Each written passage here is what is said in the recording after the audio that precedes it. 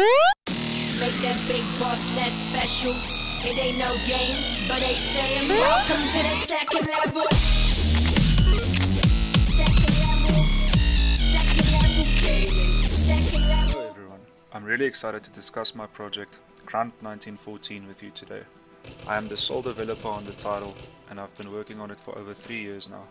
The game has changed and improved a lot since the development's inception and it is now finally ready to enter the public eye. Grunt 1914 is a first-person shooter and third-person shooter game set in World War I. Grunt 1914 is set apart from other military shooters in a few unique ways. The game plays both like a simulation and an arcade experience in many ways. There's a healthy mix that creates a very unique and original feeling. Grunt 1914 has a huge variety in weapons. There are guns, explosives and melee weapons in the game. The gun classes are pistol, flare, SMG, machine, shotgun, rifle and explosive guns. All of your guns are customizable also, as there is a massive arsenal of epic World War I attachments and gear to select from. These attachments and weapons are unlocked as you progress through the ranks available in the game. Experience is gained for every kill made in the game. The game features 4 nations to choose from when selecting your character for a match. These are divided into 2 factions, the Allies and the Central Powers. You are assigned a character from the relevant nation for that match. The game will have 5 game modes at launch. These are Deathmatch, Team Deathmatch, Domination, Gun Game and Capture the Flag. One of the most exciting features in the game are the match options. The host will be able to customize the server entirely. You can choose weather options and time of day as well as many other settings. If you, for example, wanted to play on a larger map at night time in the snow, that would be possible. Or on a small map with clear conditions at daytime. It's entirely up to you. At launch, the game will have 8 maps in it, ranging from small to large in terms of space. The game will also feature bots to practice against and gain experience from. As a sole developer, it can be very difficult to make ends meet while working on a video game such as this. Therefore, I am launching this campaign and asking for support from the community that I would like to attract to the game. Creating video games has always been my passion, and I will do my utmost to deliver a great quality title using the financial support that I gained from this crowdfunding campaign. Depending on the success of the campaign, the game might launch on consoles, but for now, it will only be available on the PC through Steam or standalone. Please take a look at some of the rewards available from the perk items and consider backing the project if you think it has potential. If you like the idea of the game but can't support it financially, please support me by simply sharing this with your buddies. In this video we're going to be talking a little bit about the attachments and loadouts and weapons in the game. So if you go to loadout here, you'll see it's the classic system where you have the classes, pre-configured loadout classes. So each one is set to whatever you want it to be. And in this loadout screen you can see the whole character model and the weapon that he is currently using. For this presentation I've only put in a few guns. Didn't want to put in too many, so I put in one of each type. So we've got a rifle, and then what you can do is you can customize it, and then each weapon has a set amount of attachments that goes onto it. So this one has the muzzle, the bipod and a scope, which you can then choose. For scope there's always iron sights or whatever else is available for that gun. It would either be a scope or just a sight. So for this one let's choose the oldest, and then we can leave the bipod stock and we will put on a silencer. Okay, I'm going to suicide to apply that. So there you go, there's the loadout that we selected for this one. Each gun has all of the stats configured to its real life counterpart, such as the rounds per minute and muzzle velocity and all of that kind of stuff.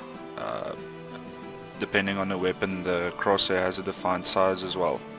So this is a sniper, which is obviously quite accurate, especially with the scope. So shooting it is also quite accurate. Right now it's silenced, of course. So this is what it looks like when you go into the sight. In this case it's the oldest.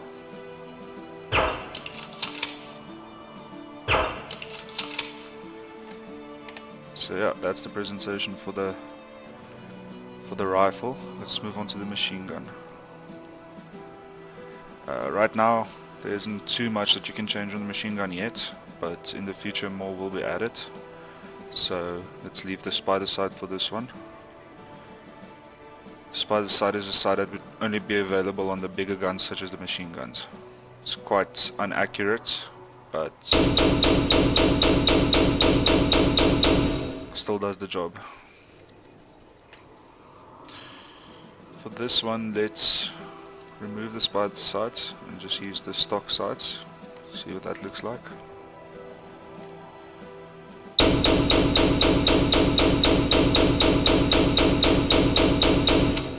Again, the RPM is set to the real life counterpart that it would actually be. Have a look at the pistol now. For this presentation I've inserted the Walther P38 pistol. On it we've got, let's put the silencer.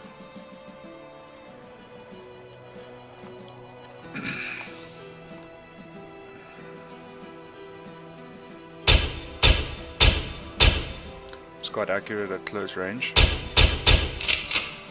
For this pistol there's no sight available, but some of them might have sights and different kinds of attachments.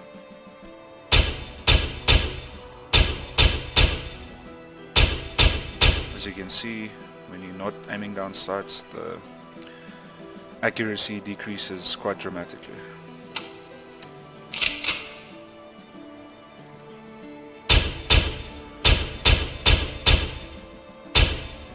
Alright then, let's move on to the Hellriegel submachine gun. This one's got quite a few options right now. It's got the Nienaber reflex sight. It's got a wooden handle. It's got the bipod, and it's got the silencer. Let's replace this with the flash hider.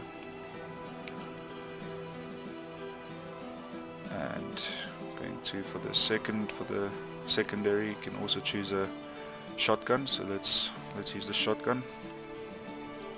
Right now the shotgun has the flash hider, and you can also put nothing if you don't want anything on front. Let's use the Nienaber sight for this as well. And I think let's use the flash hider. Let's use this one.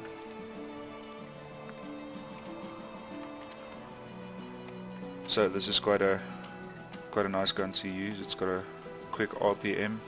It's quite powerful, but it's also only unlocked a bit later into the leveling system. As you can see, it's quite accurate.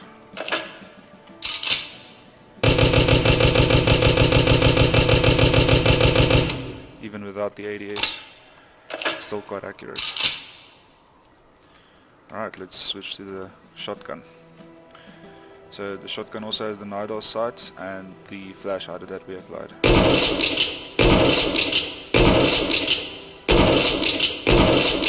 This is obviously a very powerful weapon at close range. Not too good at distance, as you can imagine.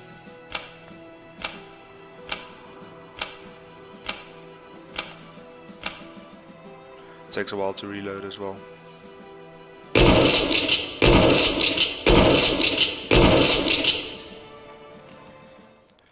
In this weather showcase I'm going to be discussing the weather a little bit, how it works, how it looks, and how it adds to the experience of the shooter. So you as the match host can apply any of these to any map in Grunt, however you wish to do it, and just play with some of the weather effects that are available in the game. So right now this map is called Tutelage, and obviously as you can see it has the snow setting applied to it. So as you can see, snow is falling. It actually stacks on top of things like this log over here as it would do in real life. As you can see with these crates and this shooting stand, this chair, these bags, it looks pretty realistic, and it adds a lot of effect to the game, decreased visibility. You can hear in the background the snow howling as the wind pushes it, and yeah, it's just it adds a bit to the game, gives it something else. This is another map. This one is called Dugout, and as you can see, it's raining right now. Once again, the rain adds a lot of effect to the map, even less visibility on this one, and a lot of, as you can see, smoke rising up from the ground from the rain, and you can hear the wind in the background, you can hear the rain effects, and on everything the rain has an effect, as with the snow. If you look at these bags over here, you can see the droplets. Zoom in to see a little bit better. You can see the droplets falling on these logs. Same thing. Terrain looks smooth and wet, and yeah, just as I said, just gives it that something else. Again, the host can apply any of these effects to any maps that he or she wishes to. I want to show you what it looks like when there aren't any effects applied. So this is a bit of a smaller map, a bit more enclosed. This one is called Solitude, and as you can see, it's just clear daytime, not a lot going on in terms of the weather. It's just a clear sunny day, and obviously it looks completely different.